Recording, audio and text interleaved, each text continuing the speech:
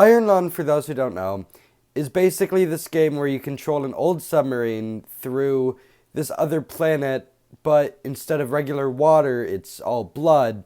And through said blood ocean, you're supposed to find different set points and take pictures of them. This is very hard because you have to navigate through this small, rudimentary map, and you're stuck in complete darkness. Before I start this video, I should say I'm very late. The only reason I do this is because the Iron Lung movie is coming out this year, I think. So, trying to be on topic. Woohoo. Iron Lung, to me at least, almost feels like found footage a little bit. I know that's not what it is, but it has this robust, it feels old, and it feels like you're discovering something. It's a really unique thing a lot of other horror games don't have. Iron Lung is very familiar with its small setting where you're stuck in this tight submarine without the ability to see around you, really. And it's very familiar, almost calling back to the original FNAF a little bit. And I think it's really interesting where it takes inspiration. Like FNAF, I feel like Iron Lung uses its smaller setting to its benefit, not its detriment. And I think it was something that was very needed with all the really big, scary horror games. It's these big settings, these big monsters. But what makes it so different is this feeling of being trapped. I mean, you have nowhere to go, you're stuck in this ocean, and you don't know anything. It's the fear of the unknown. And it's, this might sound familiar to my FNAF video, but it's so, it was so needed for the time.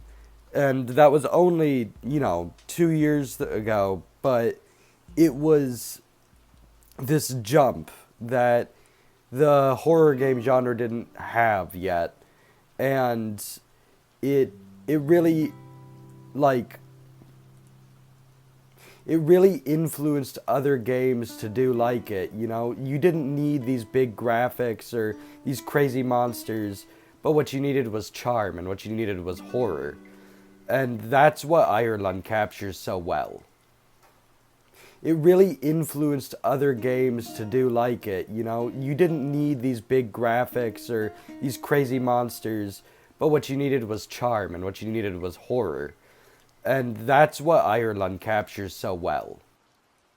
Iron Lung really tricks you. I mean, it makes you think there's always going to be a jump scare or something around the corner when there isn't until the end. I mean, fake errors with the submarine or whatever just to freak you out. It's really creative, and I think it doesn't feel cheap how other games might play it off. It feels, beneficial. Like I said before, it's adding to the game.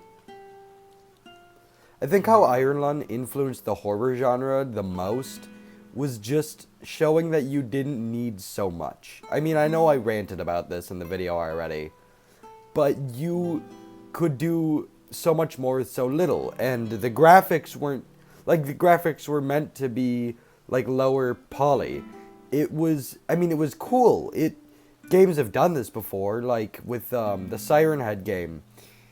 But I think having it again in 2022 just influenced so many better things, I could be wrong, maybe this came before, but Lethal Company, or, mouthwashing. And I think that's just why it's so cool to me. I guess it's just the style was the biggest component, and I think its effective horror and game design is just what really skyrocketed it. But thank you for watching the video. I know this one was a bit longer than the others. So, have a great day, and bye.